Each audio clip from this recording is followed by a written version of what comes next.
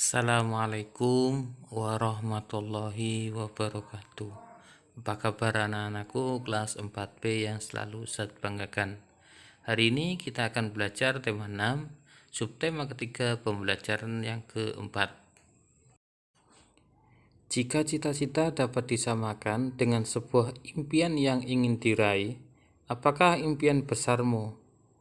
Simaklah cerita tentang seseorang yang bermimpi besar dan kerja kerasnya untuk mewujudkan sebuah cita-cita yang diharapkannya.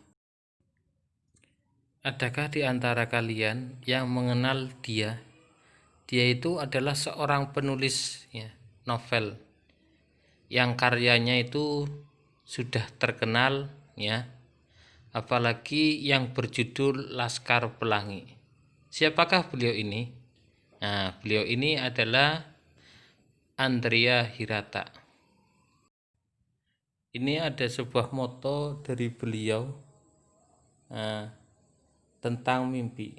Bermimpilah dalam hidup, jangan hidup dalam mimpi. Andrea Hirata adalah seorang penulis novel dari Indonesia. Novelnya yang sangat terkenal berjudul Laskar Pelangi.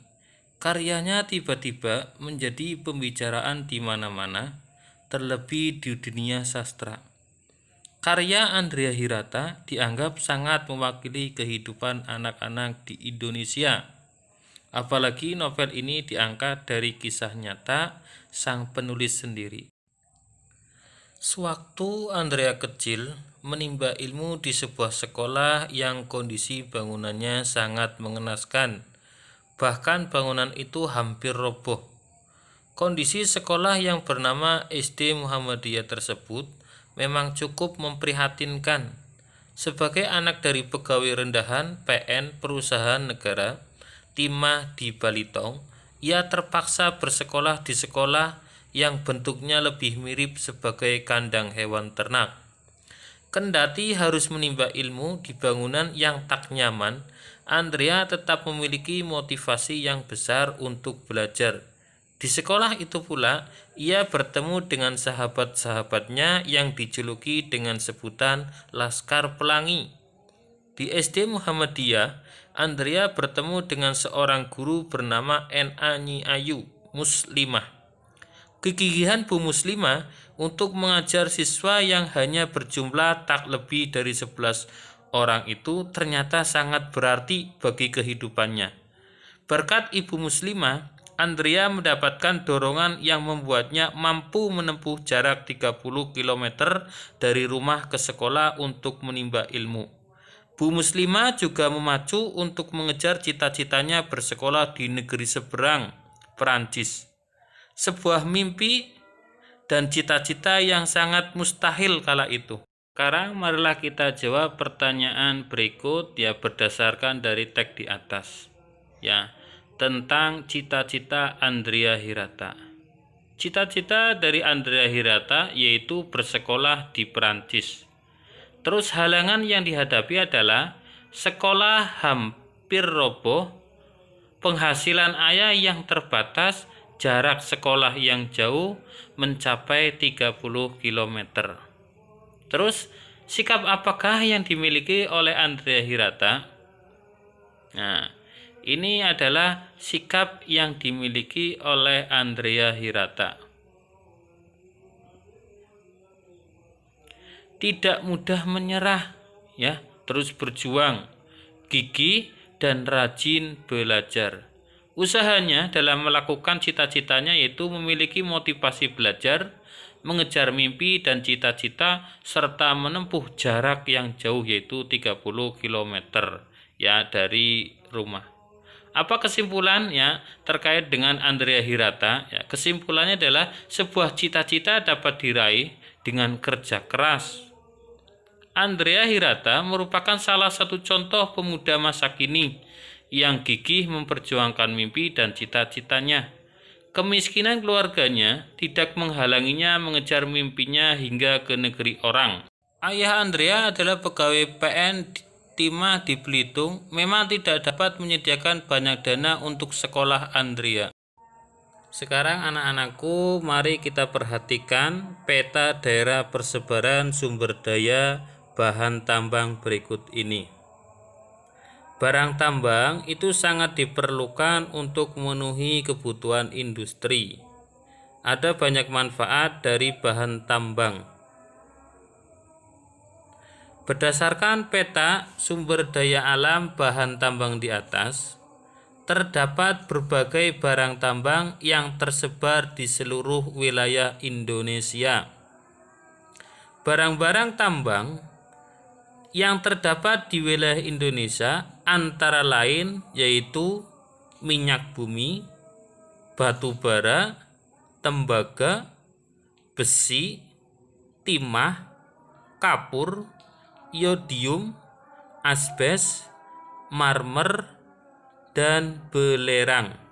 Nah, sekarang ya, apakah manfaat sumber daya alam tambang? Nah, ini manfaatnya buat apa? Ya, sumber daya alam tambang ini. Nah, ini ya, ada minyak bumi yang pertama, yaitu sebagai bahan bakar sumber gas cair, bahan industri kimia dan lain sebagainya.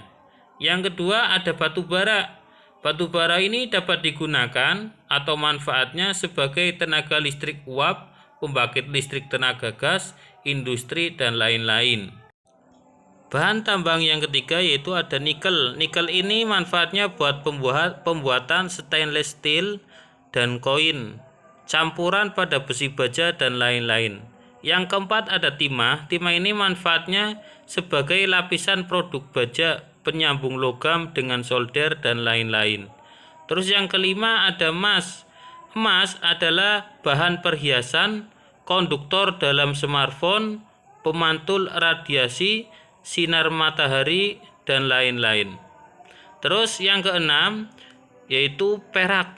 Manfaatnya sebagai perhiasan selain emas, sebagai investasi dan lain-lain. Terus yang ketujuh ada platina. Platina yaitu untuk perawatan gigi, pembuatan alat pacu jantung dan lain-lain.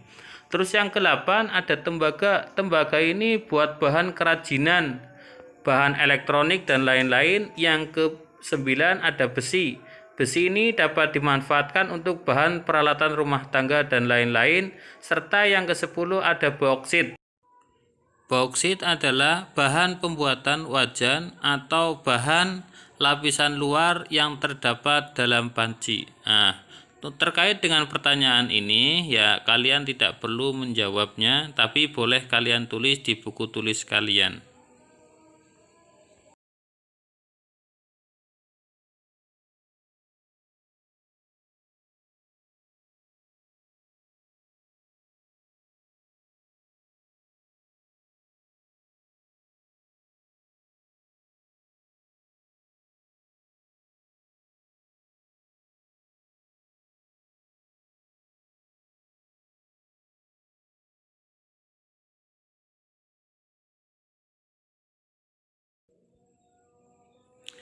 Tidak hanya keragaman sumber daya alam ya, keragaman kegiatan keagamaan di Indonesia juga menjadikan ya negara Indonesia ini sebagai negara yang unik.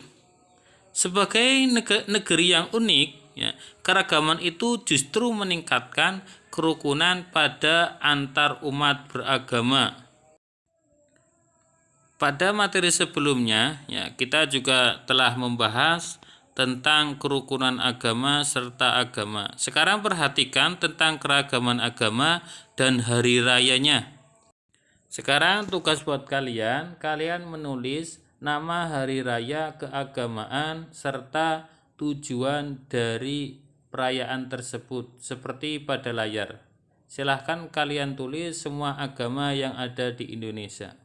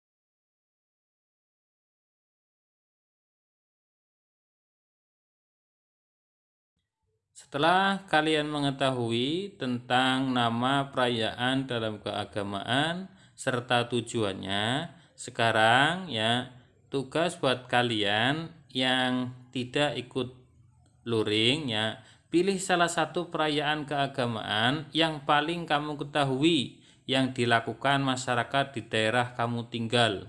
Ya, terus tuliskan penjelasannya. Nah, seperti ini contohnya. Ya, nama perayaannya adalah Hari Raya Idul Fitri.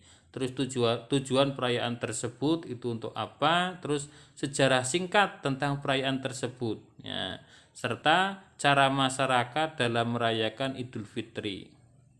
Berdasarkan pengetahuan kalian ya, yang kalian ketahui ya, atau boleh kalian tanya ke orang tua ya, saudara, nenek ataupun tetangga.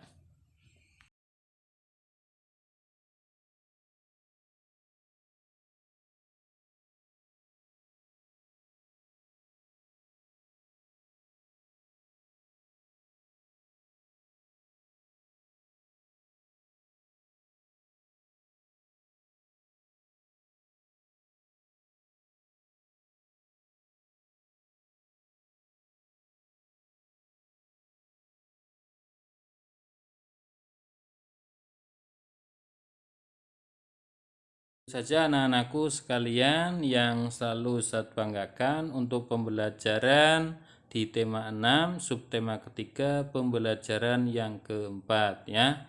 Ustadz akhiri, billahi taufik wal hidayah, wassalamualaikum warahmatullahi wabarakatuh.